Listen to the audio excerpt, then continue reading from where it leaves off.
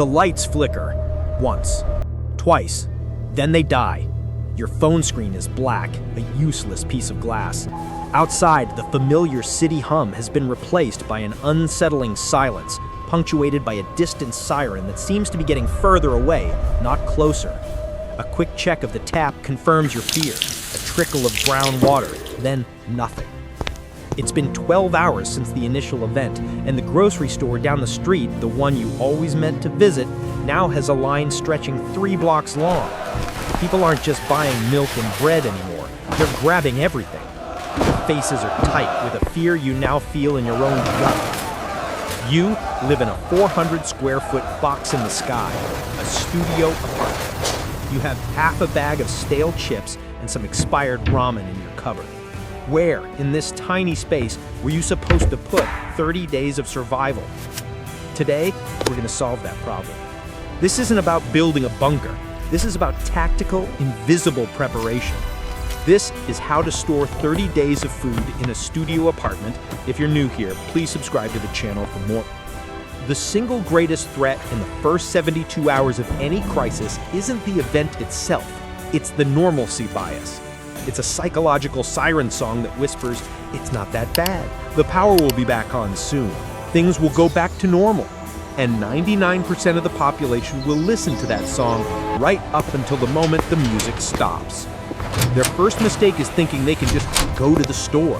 They wait 12, 24, even 48 hours, assuming the shelves will be restocked. They don't understand that the just-in-time delivery system that stocks our world is incredibly fragile. One major disruption, and those trucks stop rolling. By the time the average person realizes the severity of the situation, the shelves are bare and the doors are locked. The second mistake is assuming their meager pantry is enough.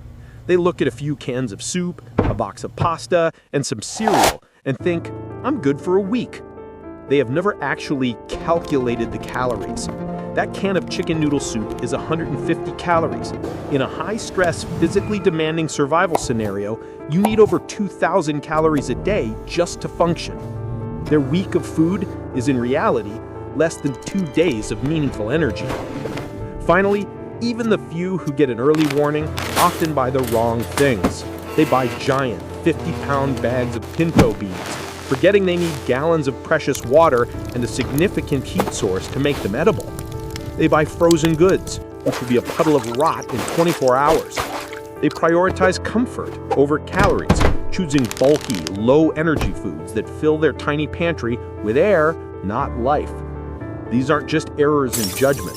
They are fatal traps, sprung by the belief that tomorrow will be just like yesterday. Before you spend a single dollar, you must conduct a mental triage. This is the 60-minute planning phase that separates the prepared from the panic. The first step is the most critical. Calculate your caloric need. Forget taste, forget preference. This is a math problem. The baseline for an adult is around 2,000 calories per day. In a crisis, you'll be stressed, likely more active, and your body will burn through energy faster. We'll use 2,500 calories per person per day as our planning number. For a 30-day supply, that is 75,000 calories. Write that number down. It is your target. It is the foundation of your entire plan. Step 2, audit your space. Get a measuring tape and a notepad. You don't live in 400 square feet. You live in 3,200 cubic feet. Look at your apartment, not as a living space, but as a storage container. The 6 inches of dead space under your bed, the top shelf of your closet above the clothes rail, the void behind your sofa, the area under the sink behind the cleaning supplies. Every cubic inch is a potential lifeline. Measure these spaces. Know exactly how much volume you have to work with. Step 3, create your no-cook list. For the first 3 to 5 days of a major event, cooking may be dangerous. The smell of food can travel, announcing to desperate neighbors that you have resources. Your power will be out. You need a buffer of food you can eat cold, right out of the package. This is your immediate action food. Think protein bars, jerky, nuts, canned fish, peanut butter. This list is your priority purchase. It ensures you can stay quiet, stay safe, and think clearly while others are starting to panic. Priority number one is not food, it is calories. The two are not the same. In a small apartment, space is your ultimate currency, and you must purchase the most energy you can with every square inch. The problem is that most of what we eat is inefficient. A head of lettuce is mostly water and air, providing almost no energy while occupying a huge amount of space. A bag of potato chips is the same. Storing a month's worth of these foods would fill your entire apartment. You must become obsessed with calorie density. This means focusing on 3 macronutrients: fats, proteins, and carbohydrates in their most compact forms. Your toolkit, your shopping list, must reflect this obsession. For fats, think peanut butter, almond butter, and other nut butters. A standard 16-ounce jar contains over 2,500 calories. Coconut oil and ghee are pure fat, incredibly calorie-dense and useful for cooking. Nuts and seeds are non-perishable powerhouses. For protein, think canned fish packed in oil, not water. A can of sardines and olive oil is a complete meal. Beef jerky, protein powder. For carbohydrates, you need dense, dehydrated option. White rice is king. It's cheap, stores for decades, and is calorically dense. But you also need options that require less cooking fuel. Instant mashed potato flakes, rolled oats, couscous, flour, sugar, and honey. Honey is a perfect survival food. It never spoils and provides instant energy.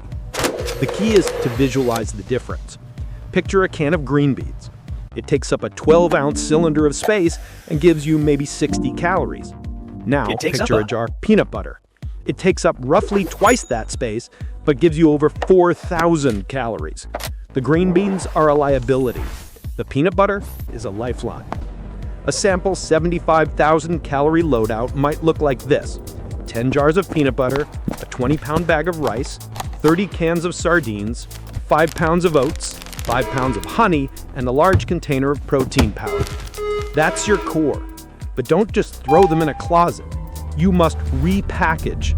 Cardboard boxes are an invitation for pests, and they waste space. Take the pasta out of the box, the oats out of the canister. Put them into Mylar bags with an oxygen absorber. Or even better, vacuum seal them. This process removes air, compressing the food into dense, hard, stackable bricks that are impervious to pests and moisture, and dramatically reduces their footprint in your precious space. Your food supply must be invisible. If your studio apartment looks like a doomsday prepper's warehouse, you have failed. In a prolonged crisis, your preparedness will make you a target for the desperate. The goal is stealth storage, hiding your resources in plain sight, or better yet, completely out of sight. You want your home to be the last place anyone would think to look for a month's worth of food. Your primary toolkit for this is simple: opaque storage bins, heavy-duty vacuum bags, and a clever understanding of dead space. First, let's weaponize your furniture. Your bed is the single largest piece of real estate in your apartment. Buy a set of 6 or 8-inch bed risers. This small investment creates a massive, hidden storage cavity. Low-profile, rolling underbed totes can slide in and out easily and can hold dozens of cans, Mylar bags, and other supplies. No one ever looks under the bed. Your sofa is another gold mine. Most people place their couch flush against the wall. Pull it out for 6 inches. In that narrow void, you can stack vacuum-sealed bricks of rice, oats, or pasta. It's completely invisible from any angle in the room. Does your apartment have a decorative ottoman? Most are hollow. That's a perfect place for jerky, protein bars, and medical supplies. Or build your own. A simple plywood box, painted or covered in fabric to look like a bench or a side table, can hold 20,000 calories while serving a normal function in your living space. Next is your closet. The top shelf is your first target. People rarely look up. Pack your supplies in nondescript black or gray bins. On the floor, behind your shoes or under long coats, is another dead zone perfect for stacking dense food bricks. The principle of the decoy pantry is critical. Your actual kitchen cabinets and pantry should look normal, maybe even a little sparse. They hold your everyday food, your working stock. When you take the last can of beans from your kitchen shelf to make dinner, You don't just add it to your next grocery list. You go to your deep storage, under the bed and the closet, and retrieve a replacement can of beans. You then place that can in your kitchen. You now add can of beans to your grocery list. The next time you go to the store, you buy a new can. That new can does not go into the kitchen. It goes to the back of the line in your deep storage. The oldest food is always moving forward, from deep storage to working pantry to your plate. This system guarantees that your survival food is never more than a few months old. It's not just extra food, it is simply the oldest part of your total food inventory. You are eating your preps constantly and invisibly. And you must be vigilant about pest-proofing. Cardboard is not storage, it's pest housing. Everything must be in hard plastic containers, sealed Mylar bags, or cans. For an extra layer of defense, you can line your storage areas with diatomaceous earth or place bay leaves inside your bins, which are natural pest deterrents. A well-managed pantry is a reliable one. Unmanaged one is just a gamble. Surviving isn't just about staying alive. It's about maintaining the will to live. A diet of plain rice and water for 30 days will keep your heart beating, but it will crush your spirit. Long-term strategy means thinking beyond mere calories and considering morale and micronutrients. Your body cannot function on rice and beans alone. Without essential vitamins and minerals, you'll become weak, sick, and your ability to make sound decisions will plummet. The easiest solution is to store a 1-year supply of high-quality multivitamins. They take up almost no space and are a critical insurance policy against malnutrition. But just as important is morale. Imagine the psychological boost of a hot cup of coffee on the 5th cold morning of a blackout. Think about the comfort of a piece of hard candy after a stressful day. These aren't luxuries, they are mental tools. You must store small, space-efficient morale boosters. Instant coffee, tea bags, bouillon cubes, salt, pepper, and a small spice kit can transform a bland survival meal into something that feels human. Sugar, honey, and hard candies provide both calories and a powerful psychological lift. A few bars of high-quality dark chocolate are worth their weight in gold for staving off despair. Next, you must consider the synergy between your food and your water. Many of your dense foods, rice, oats, dehydrated potatoes, require water to become edible. When you plan for 30 days of food, you must simultaneously plan for the water needed to cook it, on top of your daily drinking water needs. Store water in efficient, stackable containers like aqua bricks, or have a high-quality water filter and a plan to procure water nearby.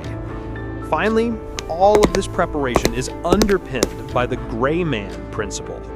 The less attention you draw to yourself, the safer you will be.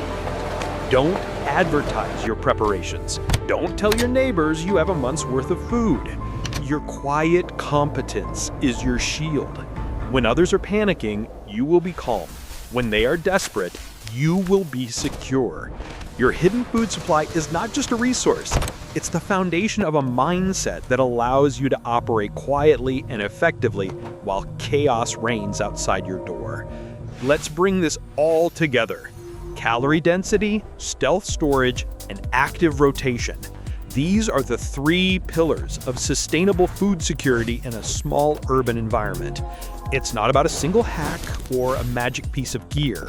It is a system designed to buy you the single most valuable commodity in any crisis: time.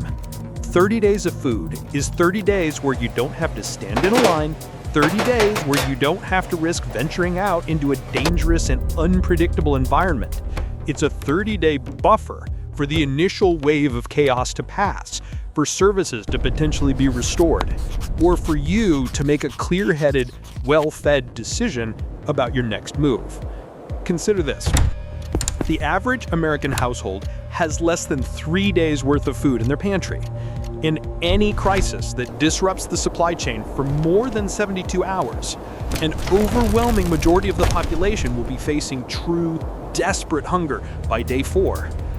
This system, this plan, elevates you from that statistic. It places you in the top percentile of prepared individuals, not through wealth or a large home, but through simple, intelligent planning. Your 400 square foot apartment isn't a limitation, it's a strategic challenge. And with the right plan, it's one you can decisively win. Don't be overwhelmed by the goal of 30 days. Start with 3. On your next trip to the store, buy a case of water, a jar of peanut butter, and a few cans of fish. Find a hiding spot for them. Next week, add to it. The time to build your lifeboat was yesterday. The next best time is right now. Thank you for watching.